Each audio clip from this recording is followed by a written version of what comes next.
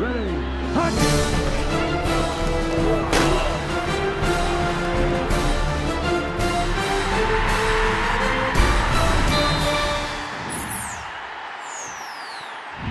The rhythm and the offense seemed to be more on the same page. Could you talk about that and talk about the development from the first 3 games to this game that looked more like the offense you wanted to have? Yeah, we just played. I mean, it's pretty simple. We just played a lot better. All around the board, me, offensive line, running backs, wide receivers, tight ends, fullbacks, everyone just stepped up and played the way I think that we're capable of playing. And, yeah, we did. Maybe we missed some things, but, I mean, as a whole and as the whole game went, we played like we're typical, used to playing around this place. How difficult is it when you've got an open date the second week and an open date the fourth week? I mean, you just made the comment, we just played. When you can't just play, how difficult is it to keep it, whether it's emotionally or focus or whatever it is? Yeah, I mean, there is some difficulty there, but, I mean, there's no excuses to come out and play the way we did at Kansas State. And, it's just one of those things that you have to come out every week ready to play, regardless if you have a bye week or if you're playing back-to-back weeks. You got to be ready to play and be ready to go. Is it your sense that the offense has perhaps settled on an identity of sorts? And what I mean by that is Damian Williams appears to be the number 1 running back. Trey Lard gets more involved. You guys seem to take that and run with it, even getting them more involved in the passing game.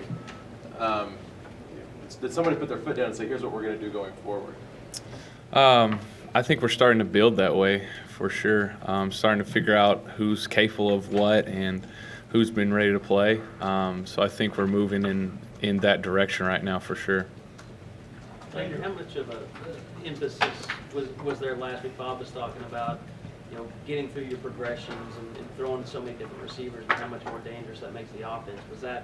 Did you kind of go back to the, chalkboards, so to speak, to kind of remind yourself of some of those things? Yeah, just a little bit. Just realizing that I don't have to go out there and make plays. We have playmakers all over the field, and you just get it in their hands. They're going to do good things for you, and not necessarily forcing it down the field as much and not throwing as into many tight coverages as typically I had been in the past, So just really, if it's not there down the field, check it down and let people run and make some plays.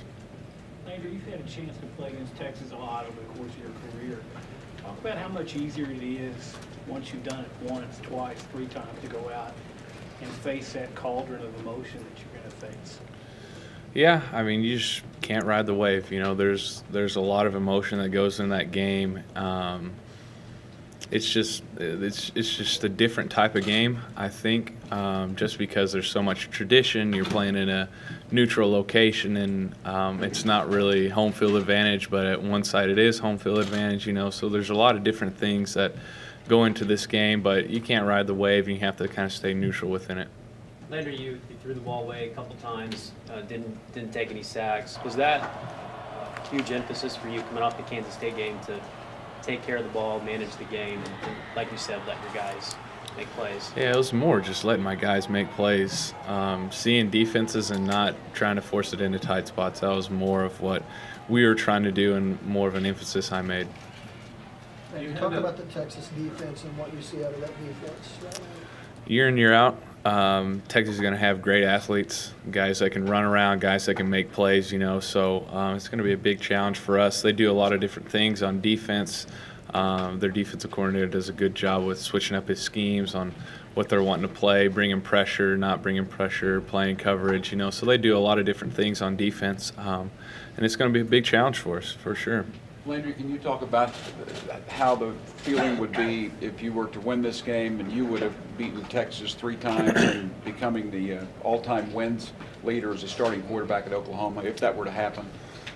Just a big honor, just to be in that talk and in that category is so great, and I've had a privilege to play at this place for a long time now, and I just had a really successful career, and by the grace of God, has allowed me to play at this place, give me these talents to do different things on the football field. You've obviously been around some of the greats here recently with Sam and Josh here.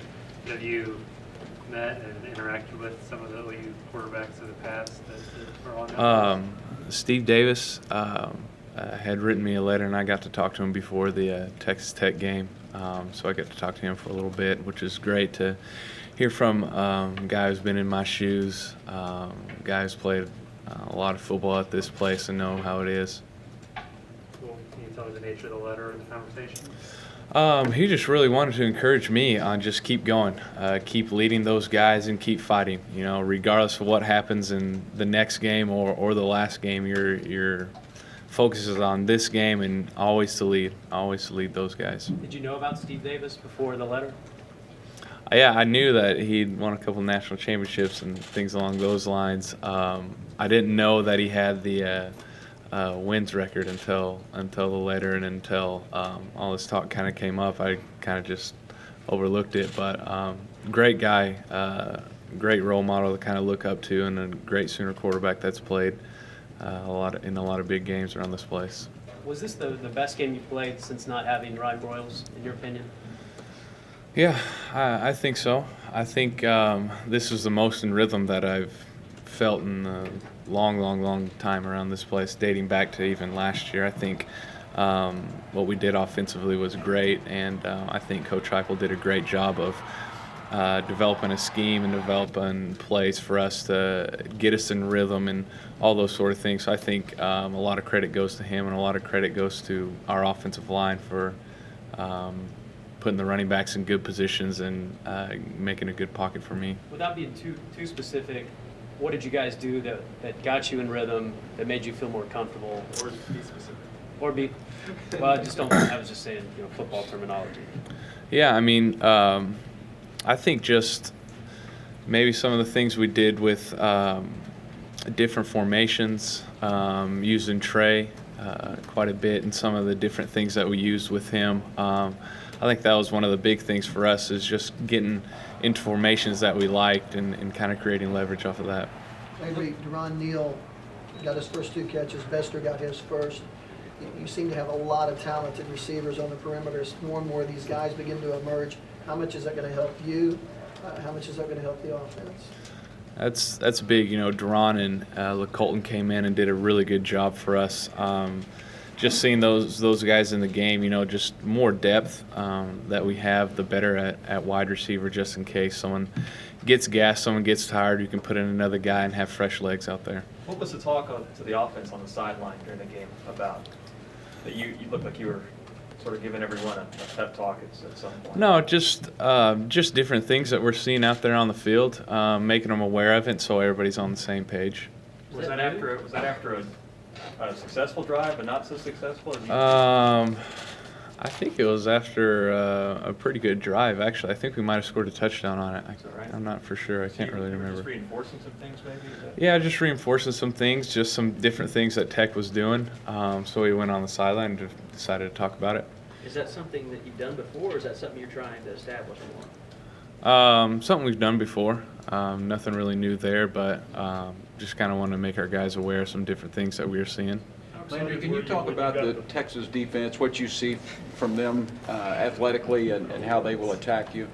Doing a lot of different things. We'll bring pressure. We'll play coverage.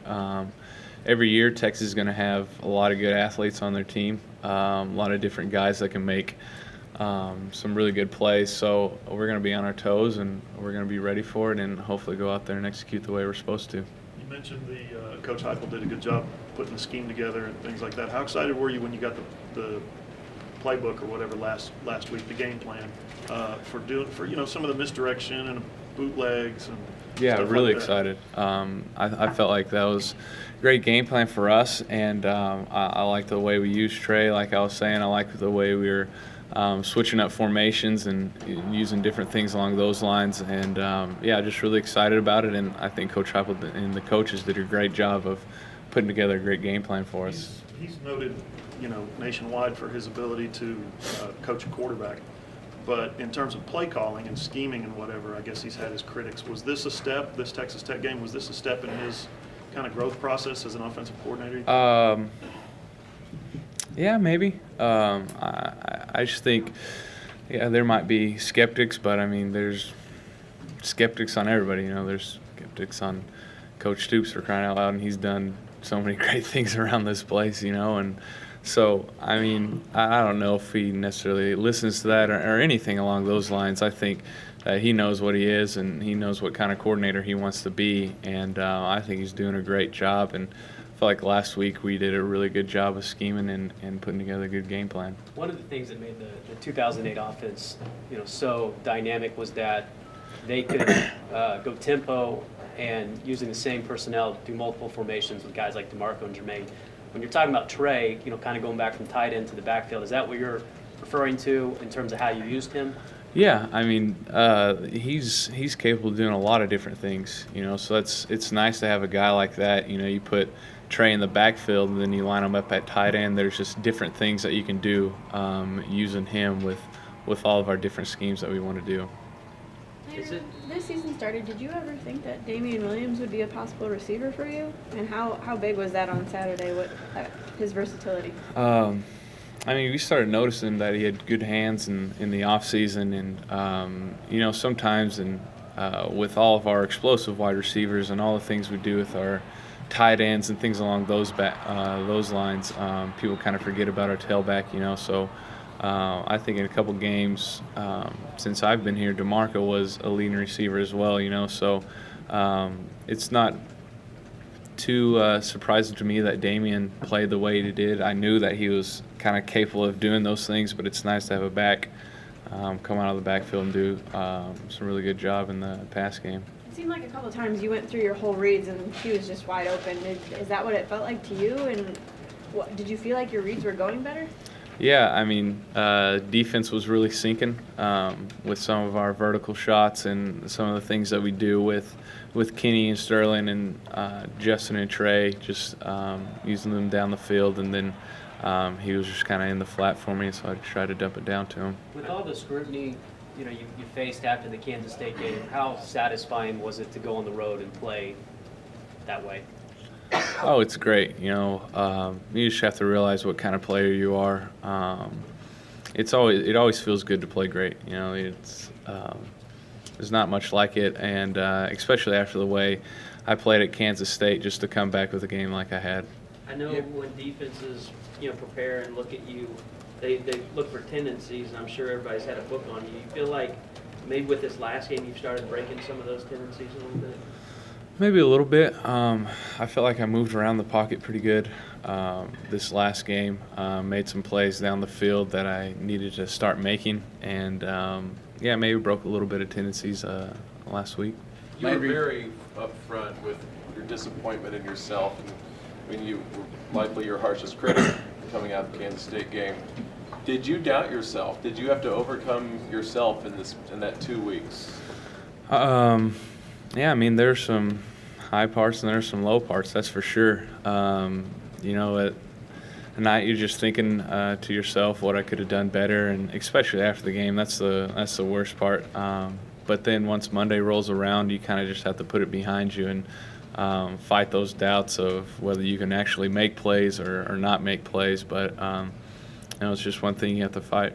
Later, do you sit back and say, man, how things have changed in, 2 weeks? Sky was falling, you were terrible. Now national championship is in the same sentence as Oklahoma, and you're in the headlines again. Yeah, I mean, that's typically the way it goes. 1 week you're the worst person in the world, the next week everybody loves you, But it's one thing that you just have to realize what you are. Like I've been saying, don't ride the wave. Always be somewhere in between. You're not as bad as you think you are, and then some nights you're not as great as you think you are, So it's always somewhere in between those two lines.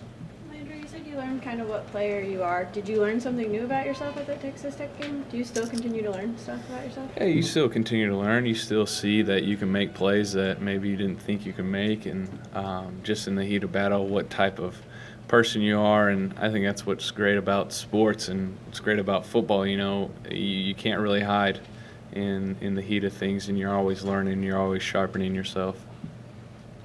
All right. Thanks, everybody. Right.